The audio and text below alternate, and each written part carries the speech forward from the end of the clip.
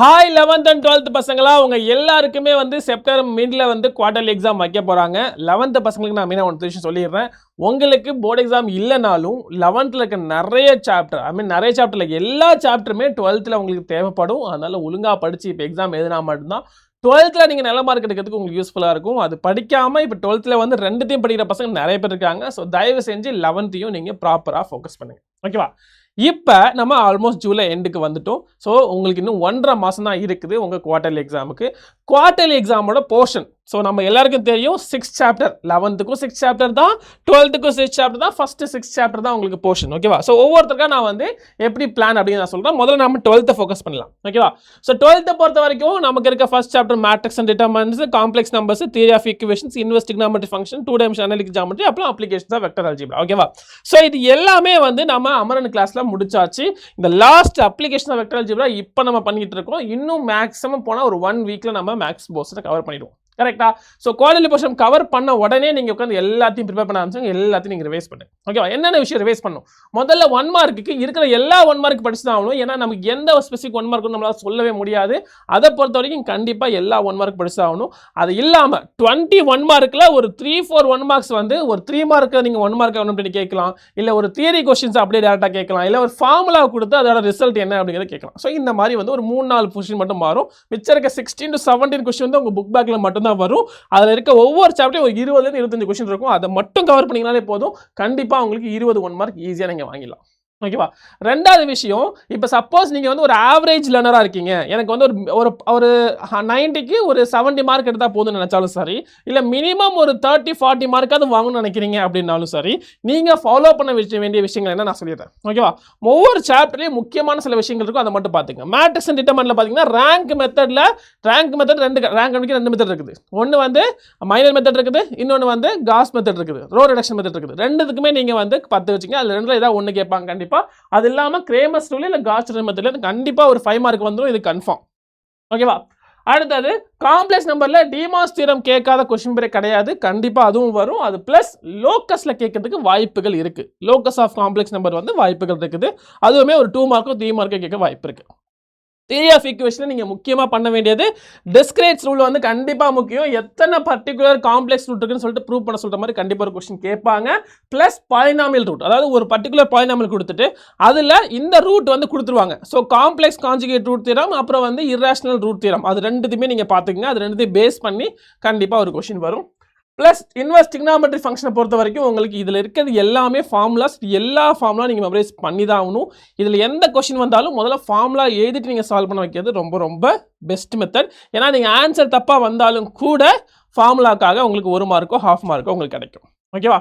So அதே மாதிரி tan inverse of A plus tan inverse of B கண்டிப்பாக question கேட்பாங்க. அது இல்லாத கொஸ்டின் பேப்பர் கிடையாது. அதுவும் நீங்கள் பார்த்துங்க.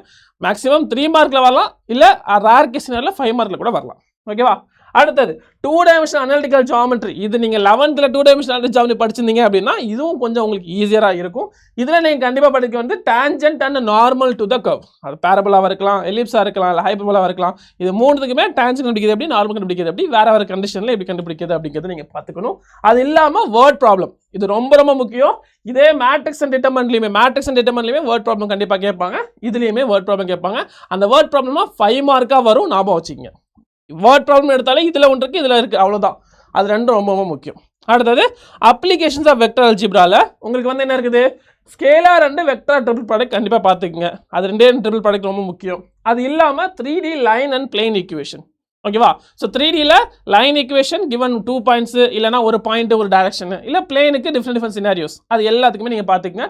அதுலேருந்து கண்டிப்பா ஒரு கொஸ்டின் வந்துடும். ஓகேவா? ஸோ இதை மட்டும் நீங்கள் கவர் பண்ணாலே போதும். கண்டிப்பாக ஒரு 70 to 80 question, 60 to 70 question, 70 marks ஈஸியாக வாங்கிடலாம். பெஸ்ட் கேஸ் சினாரியோல உங்களுக்கு 80 மார்க் வரைக்கும் போகும். நீங்கள் 90 மார்க் ஃபுல்லாக வாங்கணும் அப்படின்னா நீங்கள் எல்லா கொஸ்டினும் தான் கவர் பண்ணி ஆகணும். ஏன் நான் சொல்கிறேன் கேளுங்க. இது குவார்டர்லி எக்ஸாம், உங்கள் ஸ்கூலில் இருக்க கொஸ்டின். அப்போ ஒவ்வொருத்தருக்கும் ஒரு மாதிரி மாறும். ஸோ நம்மளால சொல்ல முடியாது எந்த டிஸ்ட்ரிக்ட் எப்படி இருக்குன்னு சொல்ல முடியாது. ஆனால் ஒரு விஷயம் கன்ஃபார்ம், எல்லாமே ஃபைனல் போர்டுக்காக தான் ப்ரிப்பேர் பண்ணுறாங்க. ஸோ அதில் இருக்க இம்பார்ட்டன்ட் கொஸ்டின் தான் இதுலையும் கேட்பாங்க. 90%, ரிமைனிங் 10% ரேண்டமாக எங்கேருந்து வருதுன்னே தெரியாது. அதனால நீங்கள் எல்லா கொஸ்டின் கவர் பண்ணால் தான் அந்த 90க்கு 90 மார்க் ஃபுல்லாக வாங்க முடியும். சப்போஸ் உங்களுக்கு 80-70 மார்க் வந்தால் போதும்னு நினச்சிங்க அப்படின்னா இதெல்லாம் ஃபாலோ பண்ணாலே போதும். இது 12th பசங்களுக்கு. இப்போ இதே 11th பசங்களுக்கு பார்த்தீங்க அப்படின்னா உங்களுக்கு ஃபர்ஸ்ட் 6 சாப்டர்ஸ் தான். செட்ஸ் ரிலேஷன்ஸ் ஃபங்க்ஷனில் நீங்கள் முக்கியமாக பார்த்துக்க வேண்டியது ஈக்குவன்ஸ் ரிலேஷன்ஸ் பார்த்துங்க, அது ரொம்ப ரொம்ப இம்பார்ட்டன்ட். அடுத்தது பேசிக்ஸ் அல்ஜிப்ரால இன்இக்வாலிட்டிஸ் பேஸ் பண்ண ஈக்குவேஷன்ஸ், அடுத்தது பார்ஷியல் ஃப்ராக்ஷன் ரொம்ப முக்கியம், அடுத்தது லாகரிதமிக் ஃபங்க்ஷன்ஸ். இது மூணுமே கண்டிப்பாக நீங்கள் பார்த்துக்கணும். ஓகேவா? இதையும் தாண்டி ட்ரிக்னாமெண்ட்ரியில் பார்த்தீங்க அப்படின்னா இருக்கிற ஃபார்முலாஸ் எல்லாத்தையுமே மெமரைஸ் பண்ணுங்க.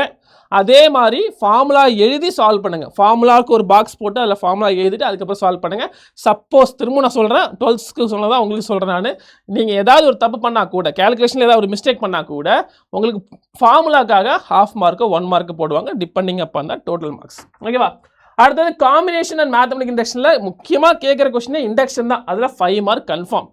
n is equal to 1க்கு ட்ரூன்னு நீங்கள் ஃபஸ்ட்டு ப்ரூவ் பண்ணணும். n is equal to kக்கு ட்ரூன்னு அசியூம் பண்ணிவிட்டு n is equal to k + 1க்கு ட்ரூன்னு சொல்லிட்டு நீங்கள் ப்ரூவ் பண்ணணும்.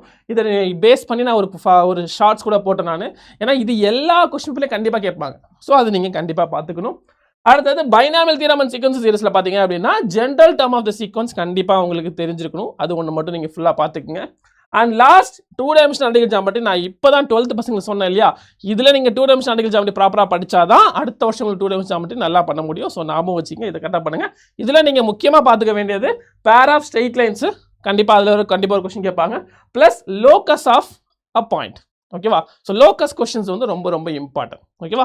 ஸோ இது எல்லாமே நீங்கள் கவர் பண்ணீங்க அப்படின்னாலே போதும், நீங்கள் 11th குவார்டர்லி எக்ஸாமில் ரொம்ப சூப்பராக இது பண்ணிடலாம். இதில் உங்களுக்கு 90/90 வாங்கணும் அப்படின்னா நீங்கள் எல்லா கொஸ்டின் பார்த்து தான் ஆகணும். ஆனால் நீங்கள் வந்து ஒரு 80-70 கொஸ்டின் வந்தால் போதும் அப்படின்னா நீங்கள் இதெல்லாம் இம்பார்ட்டன்ட் பார்ட்ஸ் மட்டும் பார்த்தீங்கனாலே போதும். 2 மார்க் 3 மார்க் 5 மார்க் எல்லாமே கவர் ஆகிடும். ப்ளஸ் 1 மார்க்குக்கு இருக்கிற எல்லா 1 மார்க்கையும் நீங்கள் போட்டு பார்த்து தான் ஆகணும். இதுக்கு வேறு வழியே கிடையாது. ஏன்னா இதில் எந்த 1 மார்க் கேட்பாங்க நம்மளால் சொல்ல முடியாது. ஆனால் புக் பேக்லேருந்து கேட்பாங்கன்னு மட்டும் நம்மளால் சொல்ல முடியும்.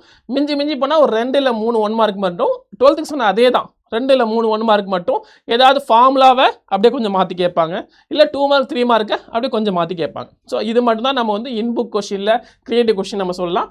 மிச்சபடி 17 கொஸ்டின் இல்லை 16 கொஸ்டின் வந்து உங்களுக்கு புக் பேக்லேருந்து தான் வரும். ஸோ அப்போ அது எல்லாத்தையும் தரவு பண்ணிங்கன்னா கண்டிப்பாக நீங்கள் இது பண்ணலாம். ஓகேவா? ஸோ இன்னும் 1.5 மந்த் தான் இருக்குது. ஸோ உங்கள் பிளான் எப்படி இருக்கணும் அப்படின்னா எவ்ரிடே ஒரு சாப்டர் எடுத்து அதில் இருக்க சின்ன பார்ட்ஸ் நீங்கள் ரிவைஸ் பண்ணுங்கள்.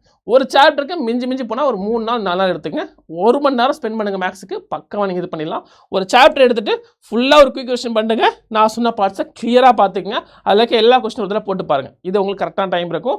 ஒரு ஸ்பெசிஃபிக் டேல ஒரு சாப்டர் முடிக்கிற அன்னைக்கு ஃபுல் டேல நீங்கள் எல்லாத்தையுமே நீங்கள் 1 மார்க் எல்லாத்தையும் போட்டு பார்க்கணும். ஸோ இது எல்லாத்தையும் நீங்கள் பண்ணீங்க அப்படின்னா 4 நாளைக்கு ஒரு சாப்டர் முடிச்சிங்க அப்படின்னா கண்டிப்பாக உங்களுக்கு 6 சாப்டர் வந்து ஈஸியாக வந்து 1 மாதத்துலேயே முடிஞ்சிடும்.